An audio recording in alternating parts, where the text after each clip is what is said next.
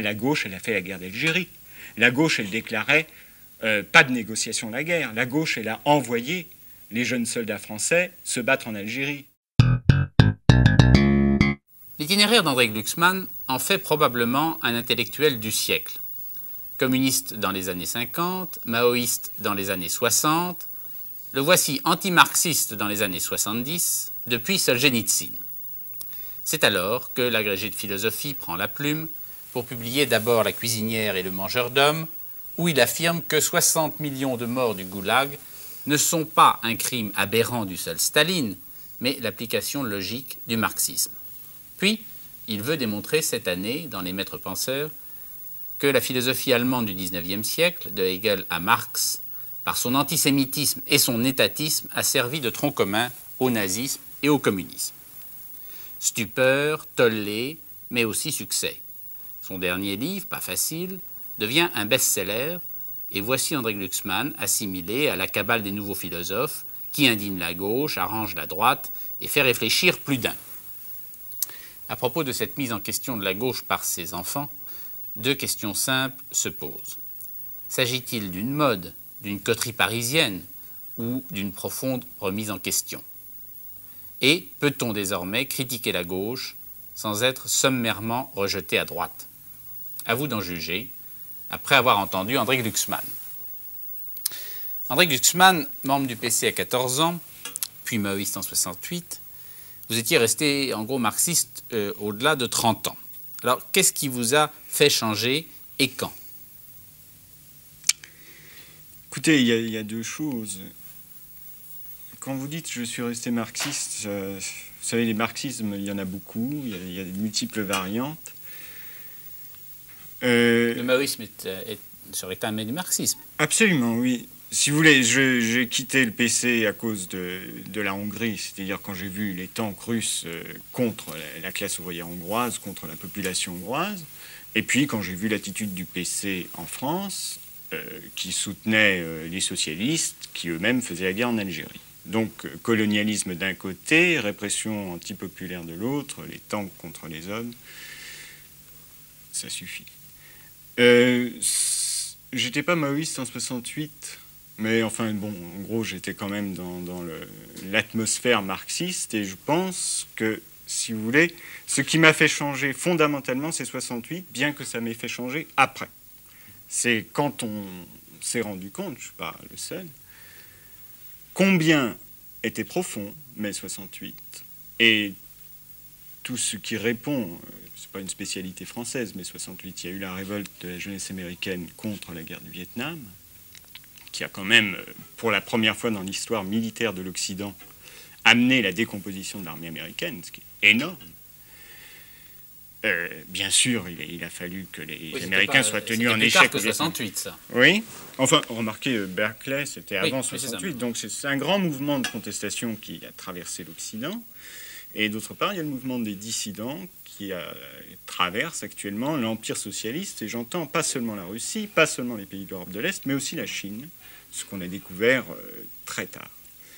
Et je pense que l'effet de mai 68, l'effet prolongé de mai 68, ça nous a appris à la longue à nous débarrasser finalement aussi du marxisme, même dans sa version critique, car si nous étions un peu fascinés par Mao Tse-tung, c'était parce qu'il était le critique de la Russie, parce qu'il était le critique de tout ce qu'il y a de pourri en Russie. Mais ce n'est pas parce qu'on critique une pourriture que l'on n'est pas soi-même pourri. C'est ce que nous avons découvert par la suite. Mais est-ce que sans Solzhenitsyn, il y aurait eu quand même André Glucksmann? Je pense qu'il ne s'agit pas seulement de moi, en l'occurrence, mais sans Solzhenitsyn, et tout ce qu'il représente, et tout ce dont il témoigne, et tout ce qu'il condense, eh bien, nous aurions été, et quand je dis nous, je pense à tous les hommes de notre siècle, extrêmement diminués. Enfin, il faut se rendre compte quand même que pour écrire l'archipel du Goulag, rien que le fait de l'écrire, ça supposerait en Occident le CNRS, de multiples commissions d'études, des brigades de chercheurs scientifiques, etc. etc. C'est une chose qu'au contraire, Solzhenitsyn non seulement a fait tout seul, Mais il l'a fait avec la persécution de la police, il l'a fait chaque fois qu'il interviewait quelqu'un, il savait, et ce quelqu'un savait aussi, que la police risquait d'y mettre son nez. Il a écrit en secret, alors que ses appartements étaient fouillés par la police, alors qu'il n'avait même pas le droit d'habiter Moscou ni de se déplacer. Et il a réussi aussi à le faire passer en Occident. Non sans peine. Il y a eu sa secrétaire qui s'est suicidée après de multiples interrogatoires de police, etc. Enfin, oui, mais là, la performance individuelle de Solzhenitsyn est étonnante, mais le témoignage d'un individu sur l'existence de camps en URSS ne s'est pas produit pour la première fois dans les années 70. Après tout, quand vous avez adhéré au PC, il y avait déjà eu à la limite Kravchenko. Mais pourquoi est-ce que celui-là, on ne l'a pas pris au sérieux et que Solzhenitsyn, on l'a pris au sérieux? Alors, d'abord, il y en a qui ont pris Kravchenko au sérieux et qui ont eu le mérite de le prendre au sérieux à cette époque. Je pense par exemple à un intellectuel de gauche, d'ailleurs, comme Claude Lefort, qui a écrit des articles fort pertinents à l'époque. Dans les temps modernes, bien que les temps modernes aient jugé bon de se distancer un peu de cet article. Alors, quand même, il y a quelque chose de nouveau, non pas dans le compte-rendu des crimes commis en Russie, mais dans le point de vue que Solzhenitsyn prend, à savoir celui de la résistance au goulag. Ce qu'il nous a appris, ce n'est pas l'existence du goulag, c'est comment on résiste au goulag. Et ce qu'il nous a appris, c'est que les petits résistent et que les grands ne résistent pas. J'entends par grands les grands intellectuels, les grands responsables de partis, les grands industriels, etc. C'est-à-dire que justement, Solzhenitsyn, c'est absolument pas une aventure individuelle. J'ai parlé de l'acte fantastique de résistance qui consiste à écrire l'archipel du Goulag. Mais l'archipel du Goulag, c'est finalement, fondamentalement, une œuvre collective. Et c'est l'œuvre de ceux qui résistent en Russie. Et je crois que c'est ça qui nous a appris beaucoup plus que des témoignages sur des crimes. Il nous a apporté des témoignages sur la résistance. Alors, il y a quelques œuvres qui en témoignent, mais en général d'une façon beaucoup plus partielle. Et le premier à avoir donné globalement l'idée d'une résistance de 50 ans de la part de la population russe au goulag, c'est Solzhenitsyn. Et je pense qu'il ne s'agit pas simplement d'une révélation pour l'Occident, il s'agit aussi d'une révélation pour la Russie. Car après Solzhenitsyn, les Russes, quand ils s'opposent au régime, ne sont plus des oppositionnels, c'est-à-dire ne croient plus pouvoir former une fraction politique, soit à l'intérieur du parti, soit à l'extérieur du parti, soit fonder un nouveau parti, etc. Ils sont des dissidents, c'est-à-dire qu'ils désespèrent fondamentalement de changer le régime par en haut, et ils essaient, en Russie comme en Pologne, comme en Tchécoslovaquie, de susciter des initiatives individuelles, et d'abord de prendre des initiatives individuelles, de faire circuler l'information, de promouvoir la libre circulation des hommes et des idées, malgré les risques qu'ils courent, c'est-à-dire non pas d'avoir une activité politique, mais en quelque sorte d'avoir une activité simplement individuelle et humaine. Ils prennent... Enfin, oui. Mais vous dites, et ça me surprend, que la vraie révélation de Solzhenitsyn, ce n'est pas l'information sur les millions de morts et le côté systématique du goulag, mais c'est le fait de la résistance. Mais vous, André Glucksmann, ce qui vous scandalise, c'est quand même le fait qu'il y ait eu 60 millions de morts. Parce que si on avait dit qu'il n'y avait pas de résistance, on aurait admis les 60 millions de morts comme étant normaux. Je ne vois pas ce que le fait qu'il y ait une résistance transforme dans votre position. Non, le fait qu'il y ait 60 millions de morts, ça me dégoûte fondamentalement de ce régime. Ça, c'est évident.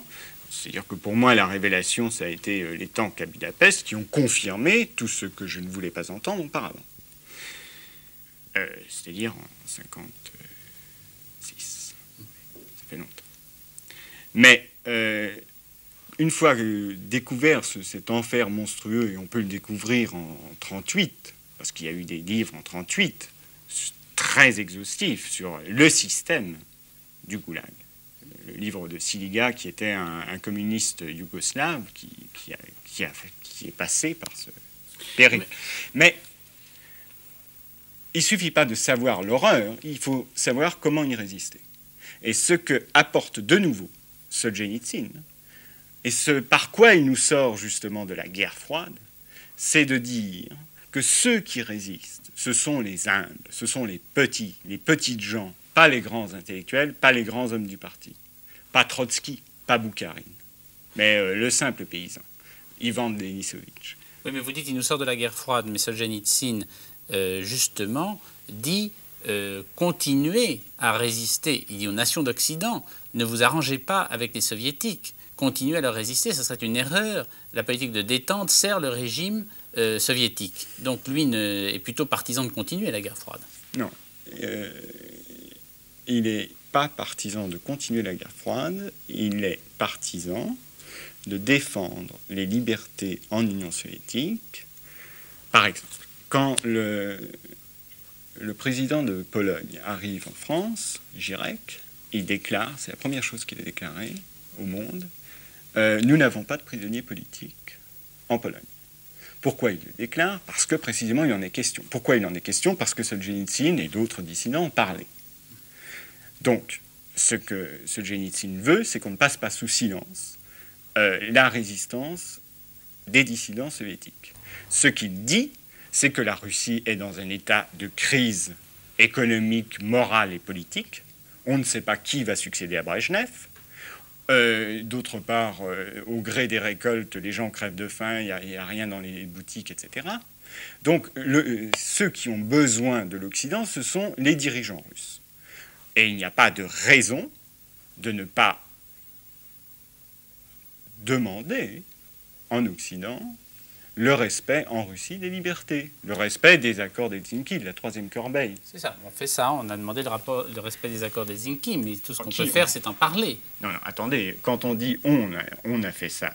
Quand Carter, le président américain, sur un cas ou deux est intervenu, un cas ou deux de persécution de savants mathématiciens russes qui sont envoyés en tôle tout simplement parce qu'ils réclament la libre circulation des hommes et des idées, Giscard d'Estaing, notre président, a critiqué Carter. Il a dit surtout n'effarouchez pas Brejnev, vous ne savez pas ce qui peut arriver. Bon, quand j'ai voulu faire mon émission intitulée Tribune libre, quand même, c'est-à-dire libre, où j'ai simplement cédé l'écran à 3 dissidents, un Polonais, un Tchèque et une Russe. Enfin, c'était le jour d'arrivée de Brejnev. Oui, ben, j'ai été interdit. Pourquoi? Vous avez été déplacé. Oui, c'est ça. Oui. Ben, ça, c'était probablement au niveau de la politesse diplomatique. Oui, mais disons qu'à force d'être trop poli, on risque de ne pas être honnête. Enfin, vous, pour revenir au-delà même de Solzhenitsyn, votre dernier livre veut démontrer que le nazisme et le communisme ont puisé leurs idées aux mêmes sources. Est-ce que vous pouvez nous expliquer comment c'est possible? Oui. C'est compliqué, de fait. Disons que les choses, pour les réduire au minimum, sont cela. Il y a la Révolution française. La Révolution française, elle est vécue en Allemagne avec fièvre. Un peu comme la France a vécu la Révolution soviétique, avec fièvre. Et elle passe pour être radicale, pour recommencer le monde à zéro. C'est un magnifique lever de soleil. On balaye l'ancien régime, on balaye la féodalité, on recommence tout. Les lumières de la raison nous éclairent, la déesse raison, comme dit Robespierre. Bon, les intellectuels en Allemagne ne peuvent pas faire de révolution vu la situation allemande, la dispersion, la faiblesse de l'Allemagne. Et alors que font-ils? Ils pensent à la place de faire la révolution. Ils font la théorie de la révolution. Un peu comme beaucoup d'intellectuels en France ont fait la théorie de la révolution prolétarienne qu'on faisait aux antipodes, au Chili, à Cuba, ou en Chine, ou en Russie. Et que font-ils? Ils élaborent une philosophie. Cette philosophie, que dit-elle? Pour résumer au plus simple, elle dit « grâce à la raison que nous sommes, nous philosophes, grâce à l'état nouveau que nous allons installer sur les ruines de l'Ancien Régime, nous allons faire le bonheur de l'humanité. » Alors, ce bonheur se nomme communisme pour Marx, se nomme état de la raison pour Hegel, etc., etc. Mais il s'agit sensiblement du même bonheur, à savoir d'une élite qui gouverne les masses, qui recommence le monde à zéro, comme sur une page blanche, dira Mao Tse-tung, et qui, sur cette page blanche, écrit les lois de la raison, c'est-à-dire les lois du comportement rationnel, de l'économie, de la politique. Donc, il s'agit d'une élite intellectuelle qui réalise le bonheur des hommes, en quelque sorte, sinon malgré eux, du moins en les guidant. C'est une théorie du pouvoir moderne. Absolument. Alors, elle a quelque chose de particulier, cette théorie, chez tous les maîtres penseurs allemands, c'est qu'il y a un certain nombre de marginaux qui sont exclus, qui sont dangereux, et qui sont considérés comme dangereux théoriquement. Alors, en général, il y a les paysans qui ne sont pas considérés comme dangereux, mais qui sont considérés comme méprisables. Ils sont bons à alimenter la population, alimenter l'élite, et faire de la chair à canon. Il y a un mépris fondamental du paysan chez tout. Parce qu'ils ne sont pas éduqués. C'est ça. Et pas éducables, à la limite. Et puis, il y a les juifs. Et les autres travailleurs immigrés, en fait, les juifs étant en Allemagne le prototype du travailleur immigré, de l'étranger, et d'autre part, de la libre circulation des biens, puisque le juif manie l'argent. Donc, il condense en quelque sorte tout ce qui s'oppose à un État qui serait maître de tout sur son propre territoire. Le juif passe les frontières, le juif ne parle pas notre langue, etc., etc. Enfin bref, c'est à la fois le tzigane, à la fois le banquier, à la fois le travailleur immigré, à la fois le pauvre, à la fois le puant, etc. Et tous ces philosophes, fussent-ils juifs, comme Marx, sont antisémites. Mais l'antisémitisme de Marx n'est pas très connu. Sous quelle forme se manifeste-t-il ? Oui, il y a quand même 3 ou 4 livres en France qui sont écrits sur l'antisémitisme de Marx. Ce n'est pas une découverte. Il se manifeste d'une façon tout à fait claire. Le juif, c'est l'homme de l'argent. Vous savez que Marx considérait l'argent comme la source de tous nos maux, comme le repère du diable. Alors Marx n'était pas du tout pour qu'on tue les juifs. Il était pour que les juifs abandonnent leur judéité et s'assimilent, comme lui. Oui. Donc c'est la religion juive qu'il critique. C'est pas le juif c'est en tant l'existence qu'entité juive. ethnique. C'est l'existence juive. Enfin, en gros, pour Marx, le juif, c'est le bourgeois. C'est le summum du bourgeois. Et bon, vous savez que Marx n'est pas tendre pour le bourgeois, sauf qu'il oublie que lui-même est un bourgeois. Mais enfin, ça arrive souvent. Oui, il avait aussi une cuisinière. Oui, avec laquelle il couchait, d'ailleurs. Mais la racine commune, autrement dit, c'est que d'un côté, le pouvoir mène au marxisme et à l'État soviétique, et d'autre côté, l'antisémitisme mène au nazisme, parce que le nazisme n'a pas adopté d'autres théories. Vous savez, un des maîtres penseurs les moins connus en France, c'est Fichte. Fichte servait de référence directe aux nazis, Hegel aussi. Marx, évidemment pas. Nietzsche, si. Donc, mais il y a une utilisation comme ça un peu primaire, au mauvais sens du terme, c'est-à-dire toujours prétentieuse et instruite, et pourtant peu sensible aux complications de la pensée des philosophes. Et cette utilisation vulgaire, au fond beaucoup plus que primaire, vulgaire, des philosophes, ça a été le fait des nazis, et ça a été le fait des soviétiques, parce que, je m'excuse, mais enfin, Staline a été assez vite antisémite, et Brejnev l'est tout à fait. Oui, en fait, l'antisémitisme n'est jamais avoué dans le système soviétique. Oui, enfin ça... Il est de fait, mais enfin, il ne fait pas partie de la théorie. Il est actuellement quand même assez difficile d'avouer l'antisémitisme après les 6 millions de morts dans les camps de concentration. Vous avez écrit, entre autres, « Les hasards de la naissance m'ont parfois épargné de me comporter salement ». Est-ce qu'il faut entendre que pour vous, le fait d'être né juif vous met spontanément dans le bon camp ? Spontanément, non. Et il faudrait préciser les juifs en France. Parce qu'après tout, être né juif, ce n'est pas une garantie. Et parmi les installateurs du goulag, on compte aussi des juifs. Les juifs ont toujours fourni une élite importante du communisme. Oui, une élite importante de l'armée révolutionnaire et par conséquent du communisme. Non, je ne pense pas qu'il y ait de garantie spontanée. Simplement, il y a une situation qui fait qu'en France, un enfant juif qui subit la guerre, qui perd son père en 1940, dont la mère fait de la résistance, est assez éloigné du pouvoir et plutôt habitué à juger le pouvoir au coup qu'il donne plutôt qu'au plaisir que les gens du pouvoir ont de les donner. Si vous voulez, ma mère, elle a fait les ménages. Alors, ça donne sur les gens en place un point de vue un peu extérieur. C'est vrai, mais ça amène à 14 ans au communisme. Oui, par antifascisme. C'est-à-dire que le raisonnement que j'ai eu à 14 ans, c'est il y a deux camps, un peu comme à la bataille de Stalingrad, il y a les nazis et puis il y a les autres qui sont contre. Et parmi les autres, les plus radicaux, ce sont les communistes. Bon, je ne suis pas resté fidèle à ce communisme-là, je suis resté fidèle à mon antifascisme. C'est-à-dire que quand j'ai vu les tanks soviétiques se conduire fascistement, c'est-à-dire écraser des populations, eh bien, je me suis dit que c'était pas aussi simple que ça et que, visiblement, les communistes étaient aussi dans le camp du terrorisme antipopulaire, c'est-à-dire du fascisme. Alors, justement, vous dites à l'origine de la pensée des philosophes allemands, pour remonter à la source, il y a la Révolution française. Et à vous lire, on a l'impression que pour vous, au fond, toute révolution tourne au crime. Même la nôtre, celle de 1789 avec la terreur. Alors, est-ce que ça veut dire qu'il ne faut plus en faire? Et est-ce que l'ennemi, c'est la révolution? Vous savez, il y a pire que ça. Toute rébellion risque de tourner au crime. Le risque, il est non, mais je dis pas risque, vous dites qu'elle tourne au crime. La vraie révolution... Jamais dit. Ah, la vraie révolution. Mais moi, je pense qu'il n'y a pas une vraie révolution. Il n'y a pas la révolution. Il y a des révolutions qui sont nécessaires. Il y en a d'autres qui sont inutiles. Il y en a qui sont nécessaires. Quelles sont celles qui ont été nécessaires et quelles sont celles qui ont été inutiles? Mais il y en a qui sont sanglantes, mais elles ont. Oui, non, mais je vais pas elles me font mettre tout avancer les problèmes. faire... 1789 a fait quelque chose.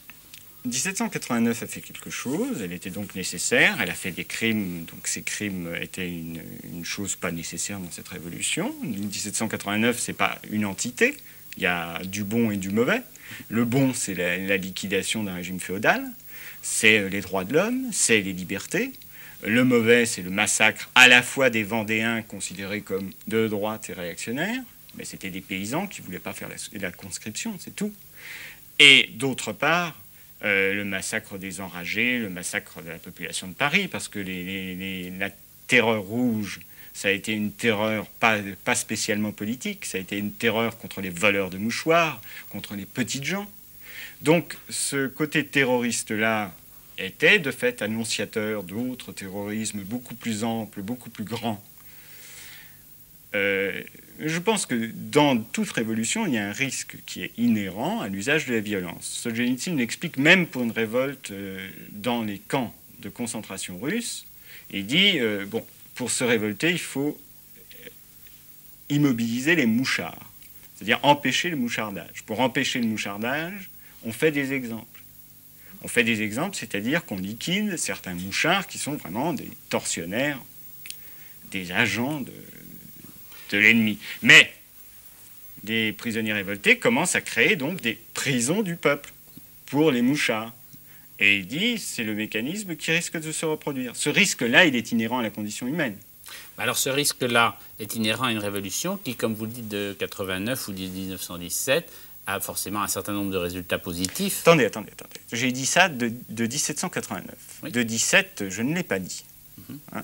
Jusqu'à nouvel ordre, 17, pour moi, c'est plutôt un coup d'État. Mais enfin, ce serait assez long à expliquer, mais enfin, il faut se rappeler que c'était un mouvement ultra minoritaire, que des communistes à la campagne, il n'y en avait pour ainsi dire pas, et que par contre, 90% de la population russe était dans la campagne. C'est-à-dire que ça a été un mouvement où la terreur a été terrifiante, justement parce que c'était un mouvement ultra minoritaire. Enfin, vous êtes plus contre la violence que contre la révolution, si je puis dire, en soi. Autrement dit, maintenant. Non, mais écoutez, contre la violence, là aussi, c'est un peu une abstraction. Je ne pense pas que la résistance puisse se passer d'être violence. Ben, on est dans un débat en ce moment, ces semaines-ci en France, sur le sujet, puisqu'on fait du raffinement, que Jean Genet écrit que la brutalité et la violence, c'est pas la même chose. Moi, j'ai le sentiment que vous êtes très fortement et très instinctivement révolté par tout ce qui finit par aboutir à la violence. Non, pas par... vous savez, quand les ouvriers de l'IP raflent les stocks de montres, ils exercent une certaine violence. Non, mais vous dites la violence contre les personnes. La violence qui aboutit à la mort des gens, pas la violence... C'est ça. Alors, il faut faire extrêmement attention, parce que pendant la résistance française, que j'estime nécessaire et justifiée, et beaucoup plus honnête que la non-violence de 80% de la population française qui laissait emmener les Juifs et les autres dans les camps de la mort, pendant la résistance française, on a usé de violence. Et celle-là, je l'estime parfaitement justifiée. C'est-à-dire qu'en fait, c'est l'apologie de la violence qui me choque, plus que certaines violences qui, à l'occasion, peuvent être nécessaires. Mais l'idée actuellement agitée, c'est est-ce que la violence se suffit à elle-même? Est-ce que la violence peut valoir comme éveil des populations, retour du sentiment révolutionnaire, etc. Est-ce que de faire sauter les grands magasins, ça peut provoquer une prise de conscience révolutionnaire? Bon, ça évidemment pas. Oui, mais vous avez dit je suis contre l'apologie de la violence plus que contre la violence elle-même. Mais c'est ce que disent la plupart de ceux qui, en tant que révolutionnaires, sont prêts à l'utiliser contre les ennemis du peuple, et on en trouve toujours. Et finalement, ça peut aboutir toujours au goulag. Bon, alors il faut être... D'abord, le goulag, il est à l'horizon de la condition humaine, en fait.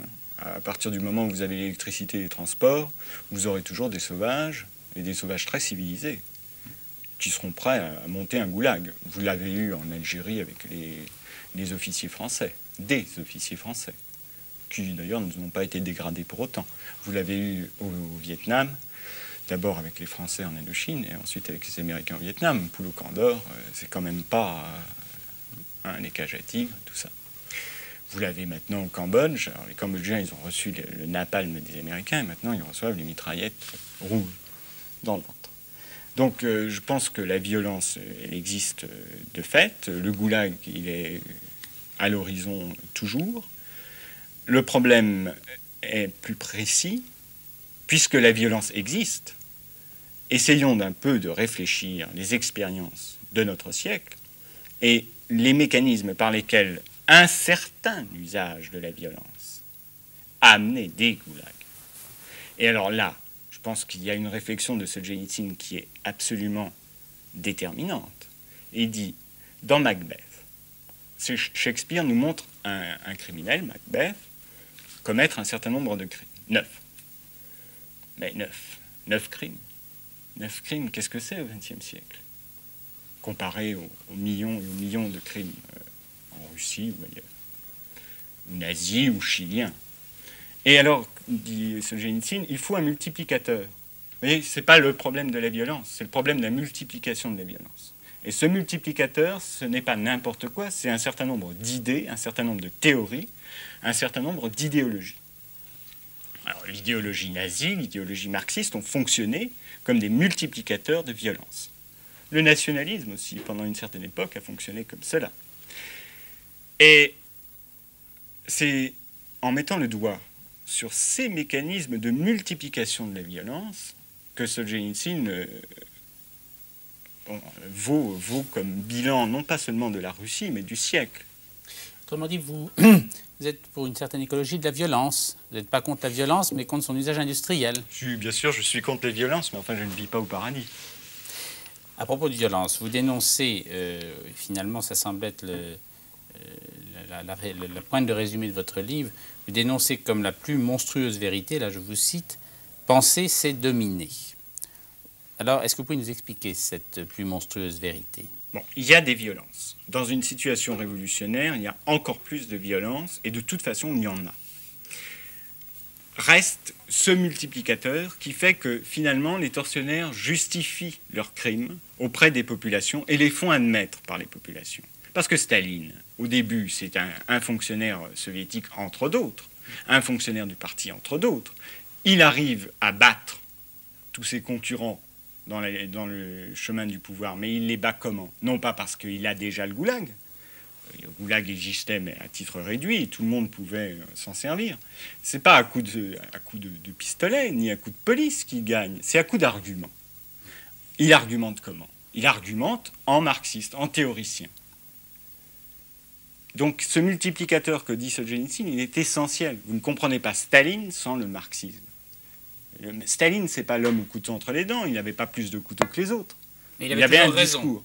Il avait une raison suffisamment plate, suffisamment bête et suffisamment dans le credo marxiste pour gagner. Et il utilisait suffisamment le credo marxiste pour que ses adversaires qui partageaient le même credo que lui ne sachent point lui résister. Alors, si vous voulez, ce credo-là, dans ses aspects marxistes, comme dans ses aspects militaristes, nationalistes ou nazis, c'est-à-dire comme celui qui a gouverné la pensée de Pinochet ou de Hitler, ou la pensée du Pentagone quand il bombardait le Vietnam en grand, et sur toutes les populations. Ce credo-là, je pense que de fait, la phrase de Hegel, « penser, c'est dominer », le résume assez bien.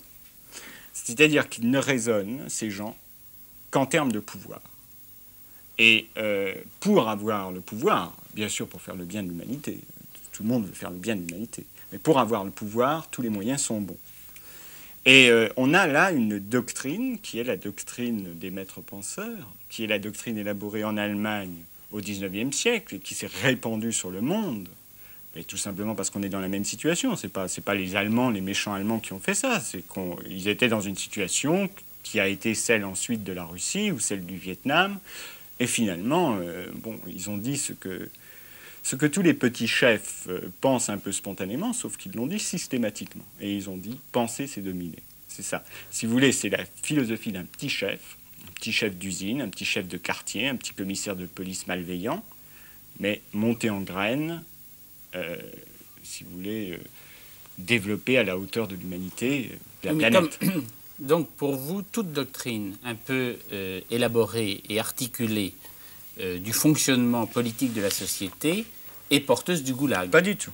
Pas du tout. Il y a d'autres doctrines, il y a d'autres pensées qui sont foncièrement anti... Mais ce sont des doctrines de refus. Ce ne sont pas des doctrines de construction d'un système politique. Ce sont des doctrines de résistance, oui, mais pas de refus. L'idée des droits de l'homme, l'idée de la libre circulation des hommes et des idées, c'est pas une doctrine de refus. Oui, ce n'est pas ça qui crée un système politique, c'est pas ça qui crée un État. C'est une protection de l'individu. Oui, mais je pense que notre problème au XXe siècle, ce n'est pas de créer des États. Les États, ils existent suffisamment, ils existent suffisamment fort. Personne ne peut vraiment dire que le problème est aujourd'hui que nous sommes devant une page blanche et que nous avons un État à faire. Le problème, c'est de prendre le pouvoir à l'intérieur de ces systèmes. C'est ce qui se passe actuellement en France, puisque l'on dit l'État que nous avons n'est pas le bon. Il faut prendre le pouvoir pour en donner une version qui soit meilleure, et on le fait au nom d'une doctrine. Est-ce que ça continue donc à exister? Absolument. Alors ça continue à exister. Et ce que je pense, c'est que prendre l'État, c'est toujours le fait d'une petite élite, d'une petite poignée de gens. Alors les marxistes disent il y a une petite poignée de capitalistes et on va la remplacer par nous les représentants du peuple. Mais qui c'est les représentants du peuple? C'est le comité directeur du parti machin et le comité central du parti chose. Alors cette idée de prendre l'État, c'est une idée de priver, de continuer, si vous voulez, à priver les gens, c'est-à-dire les gens qui ne sont pas l'État, les simples citoyens, les simples gens, ceux qui ne sont pas des dirigeants, de les priver de leur initiative. C'est les appeler à déléguer leur pouvoir, à déléguer leurs initiatives, à déléguer leurs espoirs. Demain, on rasera gratis parce qu'on sera l'État. Mais alors, vous prononcez, si je comprends bien, après Nietzsche, en faveur du moins d'État possible. Donc d'autres l'ont dit avant vous. Est-ce que ça n'est pas tout simplement la position maintenant centenaire des anarchistes? Écoutez, quand on dit anarchiste, on ne dit pas grand-chose ou on dit quelque chose de précis. Ah ben, étymologiquement, ça veut dire pas d'État, pas de structure. Mais alors moi je pense que ce n'est pas le problème du XXe siècle, pas d'État. Des États, il y en a. Donc le problème, c'est le rapport à l'État. C'est la résistance à l'État. Ce n'est pas le pas d'État. Le pas d'État, c'est encore une illusion de... le moins d'État possible. Ah, le moins d'État possible. Mais alors quelle est la bonne dose? Nous ne sommes plus dans le cadre de l'anarchisme, dans l'absence d'État. Donc, par exemple, pour vous, prenons un des pays où il y a le moins d'État, c'est par exemple la Suisse, techniquement. Oui, enfin, il y aurait beaucoup à dire sur la Suisse. C'est ce que fait Ziegler. Ouais.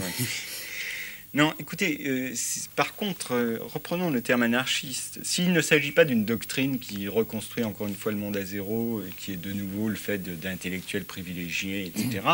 Et alors, dans ce cas-là, à mon avis, l'anarchisme est une variante du marxisme. Bakounine disait, qui était très opposé à Marx, il disait quand même que Marx était le grand savant en sciences économiques, etc. Bon, si on laisse de côté ce côté doctrinaire de l'anarchisme, alors oui, si on parle des comportements, si vous voulez, de fait c'est très ancien cette idée. Chaque fois qu'il y a un grand événement du style mai 68, Eh bien, chez les intellectuels, il y a deux tendances.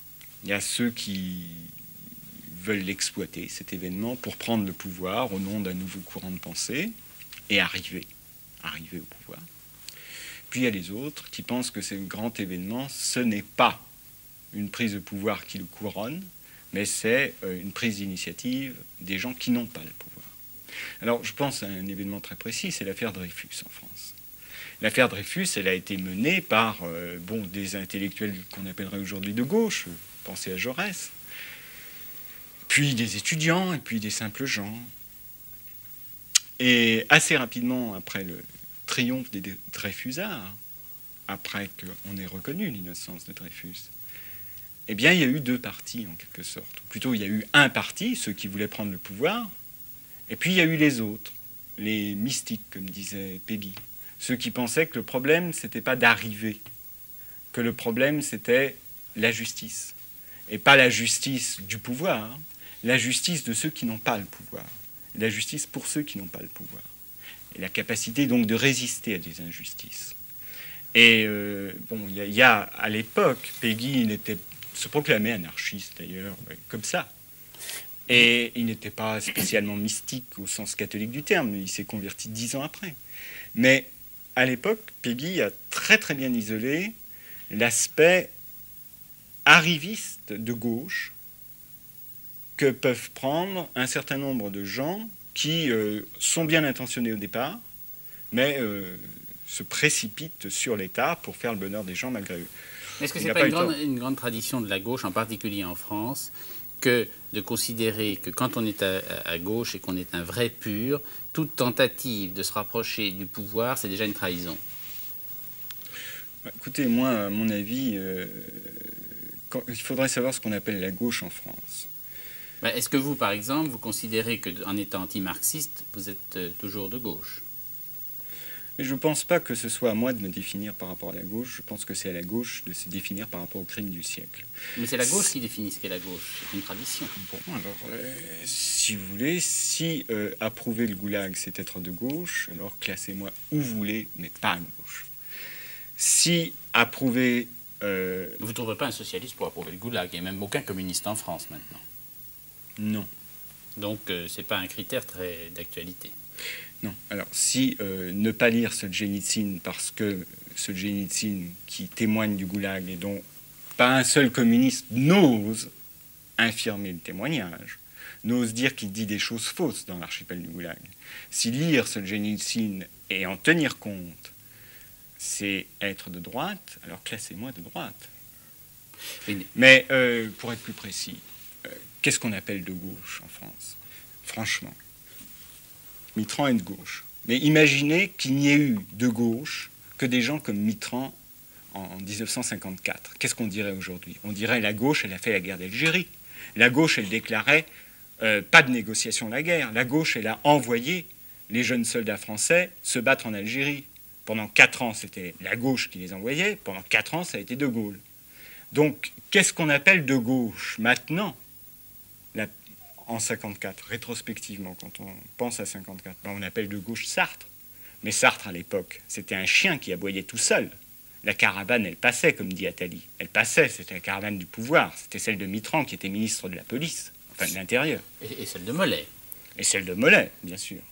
Et celle qui avait le soutien. D'ailleurs, Mollet avait le soutien du Parti communiste, qui votait les pouvoirs spéciaux. Donc, qu'est-ce qu'on appelle la gauche en France? Si on appelle la gauche les gens qui ont tellement envie du pouvoir qu'ils ont pris la gauche parce qu'il n'y avait pas de marchepied à droite, eh bien alors de fait, je ne suis pas de gauche. Si on appelle la gauche des gens qui sont sensibles à ce qui s'est passé dans ce siècle, à l'exploitation, à l'oppression, qui sont sensibles au fait que l'exploitation de l'ouvrier est beaucoup plus grave lorsque l'ouvrier n'a pas le droit de grève, lorsque l'ouvrier n'a pas le droit de se déplacer, lorsque l'ouvrier est vissé à son travail, lorsque chaque fois qu'il proteste, il est envoyé soit en prison, soit en camp, soit en asile psychiatrique. Eh bien, dans ce cas-là, si tenir compte de ça, c'est être de gauche, alors il faut classer Brejnev à droite, il faut classer tous ceux qui ont appuyé l'Union soviétique à droite, il faut classer Mitterrand, qui déclare en Hongrie que c'est les représentants du prolétariat qui gouvernent, qui déclarent à Moscou que l'intervention soviétique en Tchécoslovaquie, c'est une affaire intérieure à la Tchécoslovaquie, il faut les classer à droite. Alors dans ce cas-là, je suis de gauche.